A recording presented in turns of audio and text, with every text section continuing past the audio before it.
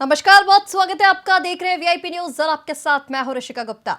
UP के पूर्व cabinet मंत्री और समाजवादी पार्टी के दिग्गज नेता आजम खान से जुड़े यूपी और एमपी में करीब 30 ठिकानों पर आयकर विभाग की टीम आज छापेमारी कर रही है। ये छापेमारी अलजोहर ट्रस्ट को लेकर की जा रही है। आयकर विभाग की उस कार्रवाई को लेकर जहां सपा सांसद ने आजम खान का बचाव किया, वहीं बसपा ने कहा है कि कार्रवाई में सत्ता पक्ष और विपक्ष के बीच भेदभाव नहीं होना चाहिए। वहीं अब इसको लेकर सपा नेता आजम खान का कहना है कि उनके परिवार को राजनीतिक द्वेष की वजह से फंसाया जा रहा है। साथ ही उनका कहना है कि मैंने तो रामपुर के लोगों के हाथ में कलम देने का काम किया, मैं फकीर आदमी हूं, मेरे घर में आपको क्या मिलेगा। तो इसी पर आज चर्चा करेंगे, क्या यह वाकई राजनीतिक द्वेष है, और इस पर हमारे साथ खास मेहमान भी जुड़ेंगे। पहले देखिए हमारी एक खास रिपोर्ट। सपा के वरिष्ठ नेता आजम खान के ठिकानों पर आयकर विभाग की छापेमारी चल रही है। बुधवार सुबह सुबह यूपी और मध्य प्रदेश में आजम खान के कई ठिकानों पर छापेमारी की गई।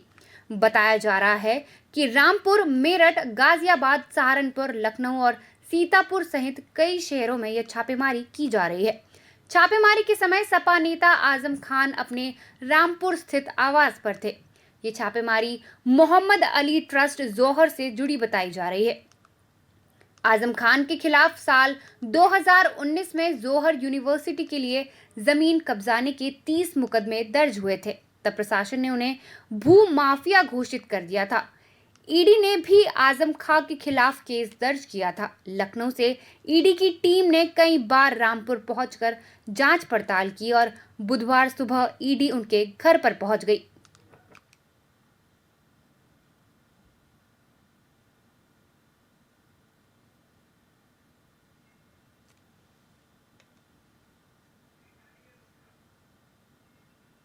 उत्तर प्रदेश में अनवरत 2 उपचुनाव, मैनपुरी लोकसभा, घोसी विधानसभा में हार के बाद भाजपा में बौखलाहट संभावित है।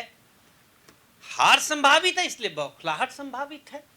तो इसी बौखलाहट में जिन नेताओं को भाजपा सरकार कमल छाप नहीं बना पाई, उनके यहाँ छापा पड़वा रही है। जो भाजपा करा रही है, उन्हें ये नहीं पता कि ऐसे छापों से विपक्ष का स्वर और लोकतंत्र और मजबूत होगा और मजबूत होगा। भारतीय जनता पार्टी के इस वक्त मुख्यतः 3 कार्यकर्ता जो हैं वो पूरी तरह से जमीन पे उतरे हुए हैं। उनमें एक ईडी है, एक इनकम टैक्स है और एक सीबीआई है। ये तीनों के तीनों भारतीय जनता पार्टी के कार्यकर्ता के रूप में कार्य कर रहे हैं और जो विपक्षी दल है उनके प्रताड़ित करने का ये एक माध्यम बन गया है। जैसे जैसे भारतीय जनता पार्टी को अपनी हार नजर आ रही है, जिसकी कि एक वानगी हम लोगों ने अभी उत्तर प्रदेश में घोसी में देखी है, वैसे वैसे वो और ज़्यादा बौखला गए हैं। और इस बौखलाहट में वो जो संजय मिश्रा जी के कुछ समय बचा हुआ है बतौर डायरेक्टर ईडी के, उसके वो अपना काम कर रहे हैं। इसी वजह से शायद उनको एक्सटेंशन भी दिया गया था और वो किसी न किसी तरह चाहते हैं कि कम से कम 2024 के चुनाव तक की संजय मिश्रा जी जो हैं वो भारतीय जनता पार्टी के कार्यकर्ता के रूप में कार्य करते रहे। देखिए, ये उपचुनाव की हार के बाद जो भारतीय जनता पार्टी है वो बुरी तरीके से बौखला गई है, क्योंकि उसको इस तरीके की उम्मीद थी नहीं। घोसी उपचुनाव में यहाँ के मुख्यमंत्री, उप मुख्यमंत्री सहित जाने कितने नेता वहाँ पर डेरा जमा कर बैठे हुए थे, लेकिन उसके बाद भी जो घोसी की जनता ने उनको सबक सिखाने का काम किया है, उसके बाद से ये लोग बौखला गए हैं। बीजेपी को ऐसा जरूर लग रहा होगा कि ये करने से विपक्ष का मनोबल टूटेगा, लेकिन इसका जस्ट उल्टा हो रहा है। विपक्ष और मजबूत हो रहा है, चूँकि विपक्ष को पता चल चुका है कि सच्चाई की राह में कठिनाइयाँ तो आती ही हैं। विपक्ष अपनी एकता दिखाने में सफल रहा है। विपक्ष का ये संदेश कि वो भारतीय जनता पार्टी को उखाड़ फेंकने में सक्षम है, तो इसका असर विपक्ष पे पड़ जरूर रहा है, लेकिन सकारात्मक पड़ रहा है। और वहीं इसी पर खास चर्चा के लिए हमारे साथ खास मेहमान भी जुड़ चुके हैं। लखनऊ से संवाददाता अनूप मिश्रा हमारे साथ जुड़ चुके हैं। बीजेपी प्रवक्ता संतोष दुबे हमारे साथ कुछ ही देर में जुड़ेंगे। सपा प्रवक्ता विनय सिंह पन्नू हमारे साथ जुड़ चुके हैं और इसी के साथ कांग्रेस प्रवक्ता गौरव जैन हमारे साथ जुड़ चुके हैं। और सबसे पहले अनूप जी, आपके पास मैं आना चाहूंगी। सुबह 6 बजे से आईटी की टीम लाव लश्कर लेकर पहुंची है और सर्वे जारी है। आजम खान से भी पूछताछ हुई है और इसी बीच ये खबर भी सामने आई कि आजम खान की तबीयत भी इस दौरान बिगड़ गई थी। क्या कुछ सामने निकल कर आया? चुनाव करीब आते जा रहे हैं। हमेशा विपक्ष ये आरोप लगा रहा है कि भारतीय जनता पार्टी कहीं ना कहीं जो है ये सीबीआई, ईडी और इनकम टैक्स का दुरुपयोग कर रही।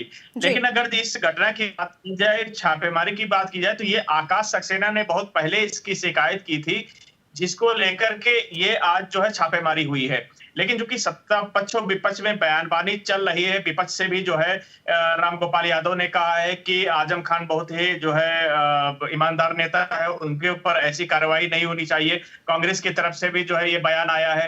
तो इसको लेकर लगातार जो है विपक्ष सत्ता पक्ष को घेरने का प्रयास कर रहा है। लेकिन अगर जो बात घोटाले की जाए, तो जिस तरीके से ये इनकम टैक्स से पता चल रहा है सूत्रों के हवाले से कि 60 करोड़ रुपए जो डोनेशन दिया गया है, उसमें जो डोनेशन देने वाले हैं वो इनकम टैक्स पेयर नहीं है।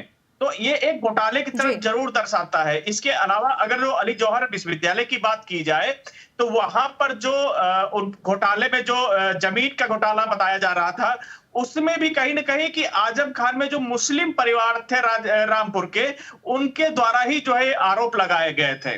तो ये सारे बातों को अगर एक तरफ से देखा जाए, तो ये आजम खान के जो इधर जो घटना हुई है, जो आज की घटना हुई है, जो है छापे पड़ रहे हैं, उसमें आयकर के अलावा पुराने जो है कई कारण भी है। और आज जो आयकर का जो भी कोई आधिकारिक बयान नहीं आया है, लेकिन ये जरूर बताया जा रहा है कि जो 60 करोड़ जो रुपए दिए गए हैं जो डोनेशन के तौर पे, उसमें ही मेन बात आ रही है कि आखिर जो टैक्स पेयर नहीं थे उन्होंने किस तरीके से जो है डोनेशन दिए। ये ब्लैक मनी का पैसा हो सकता है। चलिए, हमारे साथ सपा प्रवक्ता विनय जी भी बने हुए हैं। विनय जी, सबसे पहले तो मैं आपसे यही जानना चाहूंगी, समाजवादी पार्टी के नेता आजम खान, जिन्हें बाहुबली नेता भी कहा जाता है, 30 से ज्यादा ठिकानों पर सर आईटी की रेड पड़ी है। देखिए, बाहुबली नेता नहीं मैं कह सकता, आपने कहा है वो अलग चीज है, लेकिन जनप्रिय नेता है ये तो जरूर है। और इस तरह के रेड जो है भारतीय जनता पार्टी जब चुनाव आता है तो करते रहती है, और समाजवादी पार्टी से डरने वाली नहीं है। समाजवादी पार्टी को जब सत्ता में नहीं रहती है, जब कहीं न कहीं अगर सरकार दबाने का प्रयास करती है, तो समाजवादी पार्टी और मजबूती के साथ उठ करके खड़ी हो। और माननीय आजम खान जी के खिलाफ और भी तमाम फर्जी और झूठे केसेस जिससे पहले भी लगाए गए। क्या हुआ? सबका निर्णय धीरे धीरे आ रहा है और आएगा। हमें पूरा कानून पर पूरा यकीन है, वो होगा। इस तरह से करते रहते, इससे कोई बहुत बड़ी चीज नहीं है। क्योंकि अभी आपने देखा जिस तरह से घोसी उपचुनाव में इतनी करारी हार, जबकि 2 मुख्यमंत्री, और जब एक बार सांस लेकर के आप छोड़िए, उतने देर में दूसरा मंत्री वहां पर आपको दिखाई दे जाता। क्योंकि घोसी उपचुनाव में मैं था, मैं प्रभारी भी था वहां। तो जिस तरीके से वहां की जनता ने इनको नकारा है, जिस तरीके से महंगाई को, बेरोजगारी को, तमाम समस्याओं को मुद्दा बना करके जनता ने नकारा है, तो इनको समझ में आ चुका है कि देश में स्थिति इनकी ठीक नहीं है और आने वाले समय में 2024 इनके लिए ठीक नहीं है। तो ये डराने और इस तरह का माहौल बनाने का प्रयास कर रहे हैं, और कहीं न कहीं इस जो आने वाला चुनाव है उसके दिशा को मोड़ने का प्रयास कर रहे हैं, जो होने वाला नहीं है। क्योंकि मतलब आपका ये कहना है कि ये जो कार्रवाई की जा रही है, आईटी का जो छापा पड़ा है, वो बेफिजूल है, भारतीय जनता पार्टी की राजनीतिक है? देखिए, वो उसमें कोई दम नहीं है। अगर कुछ होगा तो कार्रवाई होगी। इनके तो जितने भी मुकदमे आप बताइए इन्होंने किए, तो सब फर्जी तो निकले, तो ये भी फर्जी निकलेगा। ये कार्रवाई करें। संतोष जी हमारे साथ जुड़े हुए हैं, बीजेपी प्रवक्ता विनय जी, उनसे जवाब ले लेते हैं। संतोष जी, आप सुन रहे थे विनय जी को, क्या ये बौखलाहट है घोसी उपचुनाव में जो हार हुई है? देखिए, कोई बौखलाहट नहीं है। जो एजेंसियां होती हैं वो अपना काम करती हैं, उस पर ना किसी सरकार के इशारे पे कोई काम नहीं होता है। जी एजेंसियों का अपना काम होता है, जब जहां उनको लगा होगा कि भाई इनके खिलाफ कोई कार्रवाई या कोई जो है शिकायत हुई है तो उसके खिलाफ वो कार्रवाई कर रहे हैं। जी इसमें ये आरोप लगाना कि भारतीय जनता पार्टी करा रही है या भारतीय जनता हार गई इसलिए बौखला गई, तो ये इसको मैं निराधार मानता हूँ, इसका कोई मतलब नहीं है। जी और जो भी प्रक्रिया होती है सरकार की, वो सरकार और एजेंसियां अपना काम करती हैं। संतोष जी, विपक्ष लगातार ये भी कहता नजर आ रहा है कि चुनाव नजदीक आ रहे हैं इसलिए छापेमारी शुरू हो गई है, केंद्रीय एजेंसी जो हैं उनका दुरुपयोग किया जा रहा है। देखिए, विपक्ष हमेशा यही चिल्लाता है, जब भी विपक्ष के पास जब कुछ नहीं रहता है तो सरकार पे अनर्गल आरोप लगाते हैं लोग। जी भाई अगर चुनाव आया तो आप तैयारी करो अपना, इन आरोपों से क्या लेना देना। जो एजेंसियां हैं अपना काम करती हैं, वो ऐसा थोड़ी ना कि वो खाली आजम खां के ही घर पे छापा मारे, बहुत सारे लोगों के घरों पे छापे पड़े हैं। इसके पहले भी पड़ते थे, कांग्रेस की सरकार थी तब भी पड़ते थे। तो ये कोई मतलब नहीं होता है कि जो है जब सरकार चुनाव आएगा तो छापा पड़ता है।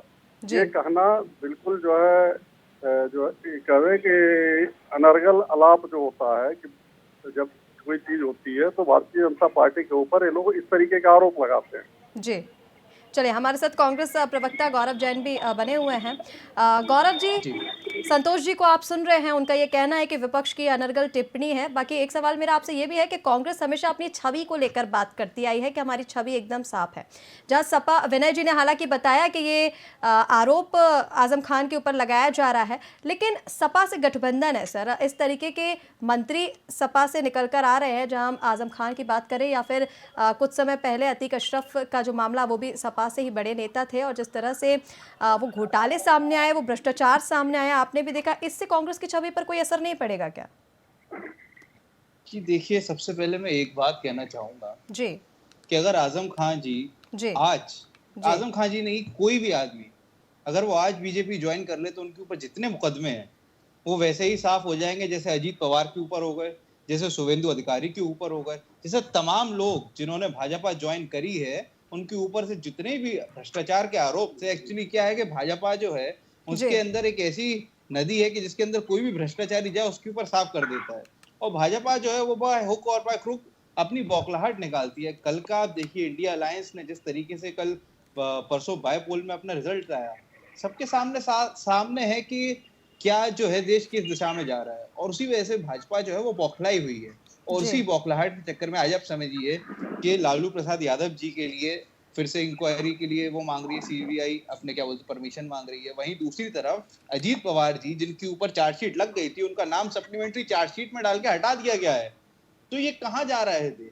और क्या आप समझिए, अगर इस प्रकार से एक तरफ की कार्रवाई कोई भी कर रही है, सुप्रीम कोर्ट पहले ही बोल चुकी, जो सीबीआई जो है वो एक बंद तोते की तरह है। और आप ये छोड़िए कि सुप्रीम कोर्ट ने भी, मैं चूंकि अधिवक्ता भी हूँ, यहाँ पर संजय मिश्रा जो ईडी के डायरेक्टर हैं, उनका टेन्योर कितनी बार बढ़ाया जा चुका, और सुप्रीम कोर्ट ने उसके ऊपर क्या टिप्पणी करी थी, ये आप सबके सामने है। और आप सोचिए कि अब कोर्ट के डांटने और फटकारने के बाद जब उनको हटाया जा रहा है तो सरकार जो एक नया बिल ला रही है, नया कानून ला रही है, ताकि उस व्यक्ति का जिसको सुप्रीम कोर्ट डांट चुकी है कि आप इनका टेन्योर कैसे बढ़ाया जा रहे हैं, उनको एक नई पदवी, नई उपाधि देकर के सबका सीबीआई और ईडी का ज्वाइंट डायरेक्टर बना दिया जाए। तो ये सबके सामने है कि सरकार जो है वो किस तरीके से डरी हुई है, किस तरीके से भुखलाई हुई है, और किसी भी तरीके से। गौरव जी, मतलब आपका मानना है कि आजम खां के जो छापेमारी कार्रवाई की जा रही है वो ठीक है, जो मुकदमे दर्ज हुए हैं वो ठीक है, अगर वो भाजपा में चले जाते हैं तो वो साफ हो जाएंगे, मुकदमे उनके हट जाएंगे? देखिए, कहीं ना कहीं आप ये मानते हैं ना, आपका जो भी कहना है, आपने कहा कि अगर भाजपा वो ज्वाइन कर लेते हैं तो वो सारे मुकदमे जो उनके ऊपर से हैं वो हट जाएंगे। मतलब आप मेरी बात मान रही हैं कि भाजपा जैसे ही ज्वाइन करेगा तो वो आदमी ये सही हो आप ही ने कहा ना गौरव जी कि कोई भी नेता जो है, आजम खां हो या अजीत पवार हो, अगर उनके ऊपर मुकदमे हैं, अगर भाजपा में चले जाते हैं साफ हो जाएंगे। तो मतलब ये तो आप मान रहे हैं कि जो कार्रवाई हो रही है, जो छापे मारे गए हैं 30 ठिकानों पे, वो सही है, घोटाला कहीं ना कहीं सामने आया है? नहीं, देखिए, घोटाला सामने आया है या जो उसमें जो भी आरोपी है वो तो कोर्ट के डिसीजन के बाद होगा। अभी तो ये प्रिलिमिनरी इंक्वायरी है, उन्होंने ना तो कोई चार्जशीट दाखिल करी है, ना उन्होंने कोई पब्लिक स्टेटमेंट दिया है। अभी तो सिर्फ सूत्रों के हवाले से जो खबरें चल रही हैं वही खबरों पे हम और आप बहस कर रहे हैं। लेकिन मैं इतना आपको कहना चाहूंगा कि अगर आज की डेट में भी अगर किसी आदमी को फांसी पर भी चढ़ा रहे होंगे और अगर वो भाजपा ज्वाइन कर लेगा तो उसको सारे सारे जितने भी उसके खिलाफ वो होंगे, क्या बोलते हैं, जुर्म होंगे, वो सारे माफ हो जाएंगे। और ऐसे सैकड़ों उदाहरण हैं। तो ये भाजपा को अपने गिरबान में झांक के देखना चाहिए और दोनों को सवाल उठाना चाहिए कि क्या सच में जो आदमी दोषी है वो सच में दोषी है या फिर सिर्फ दोषी उसे भाजपा बना रही है। तो ये सवाल आपको भाजपा से पूछना चाहिए। चलिए संतोष जी, गौरव जी की बातों का जल्दी से जवाब दे दीजिए। ये सबसे बड़ी बात है, गौरव जी मान रहे हैं कि वो भ्रष्टाचारी है। इससे बड़ी और क्या सबूत देता है? वो कह रहे हैं भाजपा ज्वाइन कर लो। तो अगर ये स्थिति रहेगी तो हमें तो ये लगता है जितने भ्रष्टाचारी लोग हैं सब भाजपा ज्वाइन कर लें। क्या दिक्कत है भाई उनको? अगर भ्रष्टाचारियों को जो है बचने का यही एक रास्ता दिख रहा है। लेकिन हकीकत ये है कि ये लोग भी अच्छी तरीके से जानते हैं कि कौन कौन से लोग भ्रष्टाचारी हैं, चाहे वो कांग्रेस में रहे हों, चाहे समाजवादी पार्टी में रहे हों, चाहे बसपा में रहे हों, चाहे समाजवादी पार्टी के लोग। ये सब भ्रष्टाचार में अकूत रूप से डूबे हुए लोग हैं। अकूत संपत्तियां इन लोगों ने इकट्ठा की है भ्रष्टाचार से। अब इनके दावे जो है, इनके जो पोल हैं वो लगातार खुल रहे हैं, लगातार जो है ये एजेंसियों के निशाने पे हैं, लगातार इनके अपने लोग ही इनकी शिकायत कर रहे हैं। वहाँ भाजपा का कोई कार्यकर्ता शिकायत करने नहीं जा रहा कि भाई इनकी जो है तलाशी लो। इनके अपने लोग ही जो इनके साथ जुड़े हुए थे वही लोग शिकायत कर रहे हैं और उन्हीं के शिकायतों पर एजेंसियां संतोष जी वही तो उनका कहना है ना कि अगर बीजेपी की शरण में ये नेता आ जाते हैं तो उनके ऊपर से सारे मुकदमे हट जाएंगे, कोई भ्रष्टाचार नहीं होगा। उनका ये कहना है कि चुनाव नजदीक आ रहे हैं इसलिए केंद्रीय एजेंसियों का दुरुपयोग भाजपा कर रही है। तो ये भी कहना है ना उनका कि घोसी उपचुनाव में जो सपा की जीत हुई उससे भाजपा बौखलाई हुई है, इसलिए ये कार्रवाई देखने को मिली है आज। देखिए, हमने पहले ही कहा जीत हार से भारतीय जनता पार्टी घबराने वाली नहीं है। भारतीय जनता पार्टी बहुत सारी सीटों पे बहुत बार हारी हुई है और बहुत सारी सीटों को जीती है। इसलिए जीत हार से कोई फर्क नहीं पड़ता और ना ही इस बौखलाहट में कोई काम होता है। एजेंसियों का अपना काम होता है, थाने पुलिस दरोगा के अपने काम होते हैं, वो अपना काम कर रहे हैं। सर, कांग्रेस का ये कहना है कि आईटी सीबीआई जो है वो बीजेपी के कार्यकर्ता हैं और अब चुनाव नजदीक आ रहे हैं इसलिए वो अपना काम कर रहे हैं। ये कांग्रेस के लोग अच्छी तरीके से जानते हैं। इन्होंने जब जब शासन किया है, सीबीआई का दुरुपयोग किया है, ईडी का दुरुपयोग किया है, शासन प्रशासन का दुरुपयोग किया, तो ये जिस तरीके से इन्होंने काम किया है उसी तरीके से आरोप दूसरी सरकारों पे लगाते हैं, क्योंकि इनको पता है कि हमने सीबीआई का दुरुपयोग किया था, इनको पता है हमने ईडी का दुरुपयोग किया था अपने विपक्षियों को दबाने के लिए। भाई इतनी तत्परता कैसे इस बात को कह सकते हैं? इन्होंने इस काम को किया है, इसलिए इनको ये डर लगता है कि जो सरकार है वो दबा रही है, कहीं ना कहीं हमारे ऊपर आरोप लगाई, जबकि ऐसा नहीं है। भारतीय जनता पार्टी की सरकार में निष्पक्ष रूप से कानून अपना काम करता है और ईडी और सीबीआई ये जिनको शिकायत मिलती है, ये चाहे बीजेपी के ही नेता हो, उनके घरों की भी तलाशी ली जाती है, ऐसा नहीं है। चलिए, विनय जी भी हमारे साथ जुड़े हुए हैं। विनय जी, आपका कहना है कि आजम खान जो है वो बेकसूर है जैसा कि आप बोल रहे हैं, लेकिन सर इनकम टैक्स जब कोई कार्रवाई करता है तो एक रिपोर्ट तैयार करता है, आय से ज़्यादा जब संपत्ति होने की संभावना उसे मिलती है तब ये कार्रवाई की जाती है। तो ऐसे कैसे मतलब कह सकते हैं विपक्ष जो है वो लगातार बीजेपी पे आरोप लगा रहा है, कहीं ना कहीं कोई ना कोई गलती तो होगी। गौरव तो एडवोकेट है, आपको बताया नहीं शायद, क्योंकि किसी के ऊपर केस कर देना और साबित होना हम किसी के ऊपर भी कर सकते हैं कि अगर हम झूठा कोई न कोई अगर गढ़ करके जो है प्रार्थना पत्र बना करके अब पुलिस से मिल करके अगर सरकार सत्ता है तो किसी के ऊपर केस कर देना, कार्रवाई कर देना। किसी के घर तो नहीं पहुंच जाएगा ना सर छापा मारने? बिल्कुल पहुंच जाएगा। आप 2-3 बार अभी भाजपा के खिलाफ बोल के देखिए, आपके चैनल के पास न पहुंच जाए तो बताइए ये कौन सी बड़ी चीज है इनकम टैक्स को भेजना। तो पहली चीज। दूसरी चीज, न इंडिया कभी डरा था जी। इस अंग्रेजों के जो मित्र हैं इनसे न कभी डरा था न कभी डरेगा जी।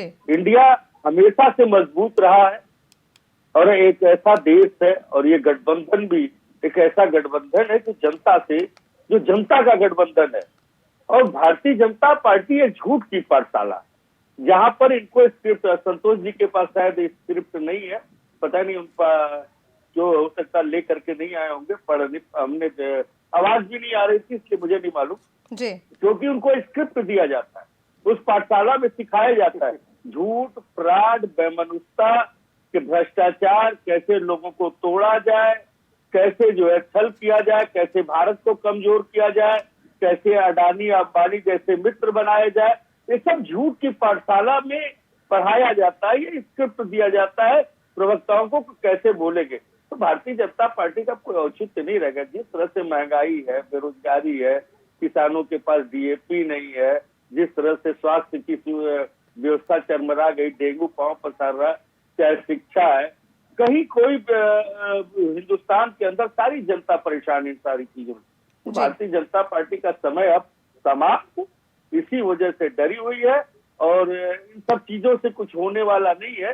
ईडी, सीडी, बीडी, जीडी जो भी हो सब निकालना है, क्योंकि अब इनके पास आखिरी रास्ता है। अब जिस तरीके से घोसी में आपको मानिए, आपके अगर वहां पे लोग गए होंगे आपके चैनल से तो देखे होंगे, वहां पर जनता खुद चुनाव लड़ रही थी, जनता खुद खड़ी हुई थी सरकार के खिलाफ। वहां पर कोई जो है चुनाव नहीं लड़ रहा था, प्रत्याशी के साथ जनता लड़। तो वही स्थिति 2024 में आने वाली है। ऐसे जो देश को बेचने वाले, देश को तोड़ने वाले, देश को कमजोर करने वाले लोगों के खिलाफ जनता खड़ी हो रही है। पहले अंग्रेजों के खिलाफ खड़ी हुई थी, आज इन अंग्रेजों के नुमाइंदों के खिलाफ खड़ी है। चलिए, हमारे साथ लखनऊ से संवाददाता हमारे अनूप मिश्रा भी लगातार बने हुए हैं। अनूप जी, आप सुन रहे हैं लगातार विपक्षी दल का ये कहना है कि जो घोसी उपचुनाव में हार मिली है भाजपा को, उससे बौखलाई हुई है, इसलिए कार्रवाई की जा रही है। आपका क्या कहना है? चूंकि आजम खान के खिलाफ साल 2019 में भी जोहर यूनिवर्सिटी की जमीनें कब्जाने के 30 मुकदमे दर्ज हुए थे। लेकिन इसका दिस कहते हैं कि जब तक आग नहीं लगती है तब तक धुआं नहीं उठता है।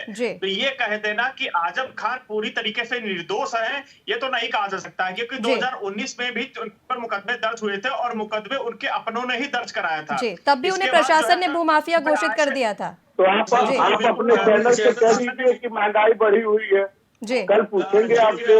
ईडी पहुंची चल रही है, उसके जो 173 एकड़ में जो यूनिवर्सिटी फैली है उसको लेकर के उसको भी जो है कहीं ना कहीं सरकार ने जो है टेक ओवर किया है। तो इस तरीके से कहा जाए कि पूरी तरीके से वो निर्दोष है तो ये नहीं माना जाएगा, लेकिन इतना जरूर कहा जा सकता है कि जैसे विपक्ष ये सवाल उठा रहा है कि इस चुनाव के समय ही क्यों, तो ऐसा नहीं है कि चुनाव के समय ये तो कार्यवाही बहुत पहले से चल रही थी और वो कार्यवाही अभी भी चल रही है, वो कोई बंद नहीं हो गई है। लेकिन विपक्ष चूंकि गठबंधन है, गठबंधन का एक धर्म होता है, वो कांग्रेस हो चाहे समाजवादी पार्टी उनका गठबंधन है, वो तो उसके लिए जो है खड़ा ही होगा। लेकिन इससे पहले अगर देखा जाए तो रामपुर के जो नवाब खानदान है वो भी कहीं ना कहीं कांग्रेस से जुड़ा हुआ है और कांग्रेस से सांसद भी रहा है। उसने भी जो है जो आजम खान के ऊपर काफी आरोप लगाए थे और उनके यहाँ जो अन्य जो उनके अपने हैं उन्होंने भी काफी आरोप लगाए। तो इस तरीके से ये कहा जा सकता है कि ये जरूर कहा जा सकता है कि चुनाव के करीब आ रहा है तो ये जरूर घटनाएं हो रही है, छापे पड़ रहे हैं इनकम टैक्स से, लेकिन ये पूरी तरीके से जो है नहीं कहा जा सकता है कि ये पूरी तरीके से झूठ है, क्योंकि आय से अधिक संपत्ति का मामला, इसके अलावा जो डोनेट पैसा किया गया है 60 करोड़ से अधिक, वो आखिर कैसे आया, इतनी बड़ी यूनिवर्सिटी कैसे बन गई, क्या बगैर पैसे से तो नहीं बन जाएगी। तो ये सब की जांच तो होनी चाहिए और ये तो सही है, तो उनको डरने की आवश्यकता नहीं है। जी बिल्कुल। चलिए गौरव जी, आपका पक्ष में जानना चाहूंगी इस पर, जिस तरह से हमारे संवाददाता लगातार बना रहे हैं नवाब परिवार की, वो बात कर रहे हैं राजनीतिक दबदबा तो नहीं है ये कहीं, क्योंकि आजम खान के खिलाफ पहले भी ये चीजें हो चुकी है। 2019 में जोहर यूनिवर्सिटी के लिए जमीन कब्जाने के लिए 30 मुकदमे दर्ज हुए थे उन पर और तब भी उन्हें भूमाफिया घोषित किया गया था। मुकदमा था ये वाला जो मुकदमा है ये FCRA से संबंधित है कि कैसे जो आदमी भारत का टैक्स पेयर नहीं है उसने आपकी यूनिवर्सिटी में डोनेशन दिया। तो ये दोनों अलग अलग मुकदमे हैं, दोनों में जो है कंप्लेनेंट अलग अलग हैं, दोनों में जो एजेंसियां हैं दोनों वो अलग अलग हैं। एक में यूपी में जो आपका क्राइम ब्रांच जो थी वो उसकी जांच कर रही थी, दूसरा ये जो है IT जांच कर रहा है जो कि केंद्रीय एजेंसी है। तो दोनों अलग अलग मुकदमे, इस बात को समझने की कोशिश करिए। दूसरा मैं एक चीज पूछना चाहूंगा भाजपा के प्रवक्ता से और आप सभी से भी कि एक वो आदमी बता दीजिए भाजपा का पूरे देश भर में नेता जिसके ऊपर पिछले 10 सालों में, पिछले 8 सालों में कोई भी ED, CBI, इनकम टैक्स किसी की भी कार्रवाई हुई हो, एक आदमी। और ये नहीं, कल के आज अखबार में खबर है भाजपा का एक राष्ट्रीय नेता जब चुनाव के प्रचार में जाता है तो वो बोलता है कि जो भी आदमी भ्रष्ट हो अगर वो भाजपा ज्वाइन कर ले तो मैं उसको बरी करा दूंगा। ये उसने ऑन रिकॉर्ड बोला है। तो आप क्या बोलेंगे? आप कहां तक बात करेंगे कि जो एजेंसियां हैं वो निष्पक्ष हैं, जो पूरी प्रक्रिया जो है वो निष्पक्ष है, जो पूरे आरोप लगाए जा रहे हैं वो सही है? तो कैसे आप डिफेंड करेंगे? चलिए संतोष जी, जल्दी से गौरव जी की बातों का जवाब दे दीजिए।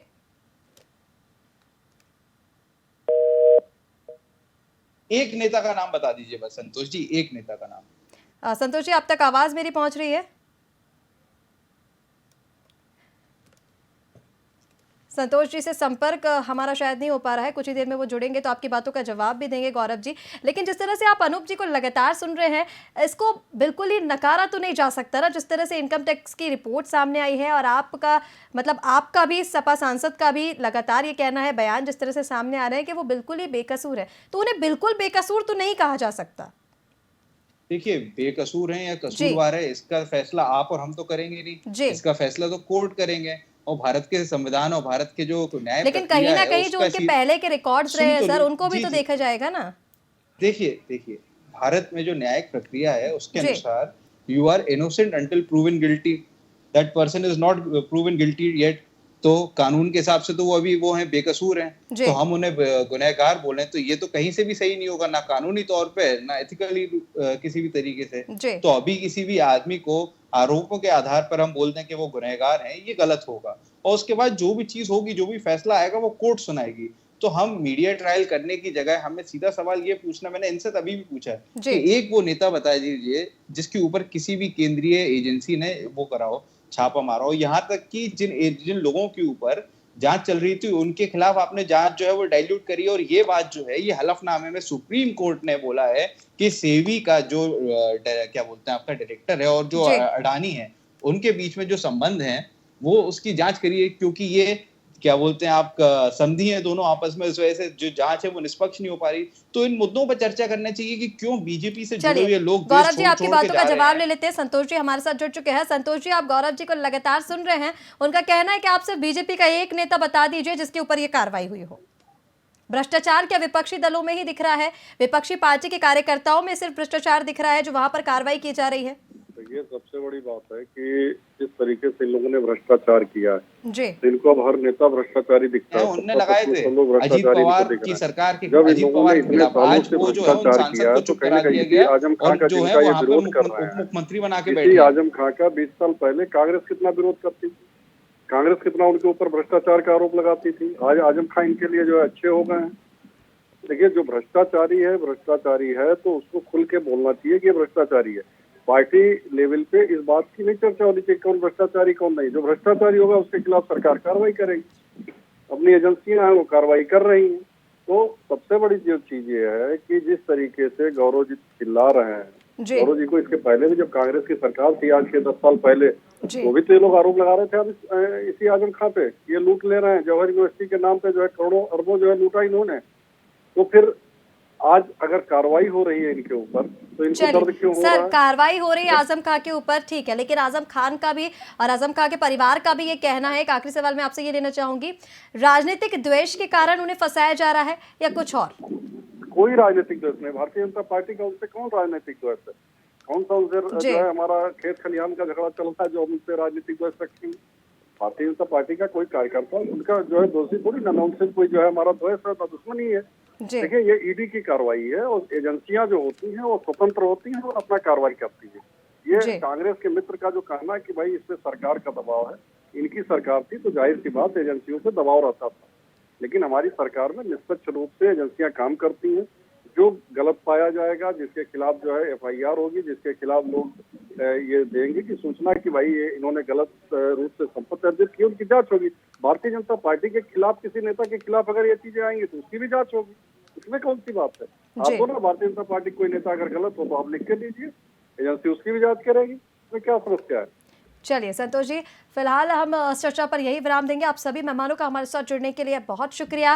तो आपको बता दें, सपा नेता आजम खान के 30 से ज्यादा ठिकानों पर मध्य प्रदेश और उत्तर प्रदेश में IT की रेड पड़ी है। लगातार सुबह से सर्वे जारी है, आजम खान से भी पूछताछ की गई है। वही आजम खान और उनके परिवार का ये कहना है कि ये किसी राजनीतिक द्वेष के चलते उनके ऊपर आरोप लगाया गया है और कार्रवाई कराई जा रही है। हालांकि पक्ष और विपक्ष दोनों के बीच इसको लेकर आरोप प्रत्यारोप का दौर जारी है और अभी आधिकारिक तौर पर भी कोई रिपोर्ट IT की ओर से सामने नहीं आई है। देखना होगा कि इस सर्वे में क्या कुछ निकलकर सामने आता है। फिलहाल के लिए इतना ही। बने रहिए VIP न्यूज़ के साथ। नमस्कार।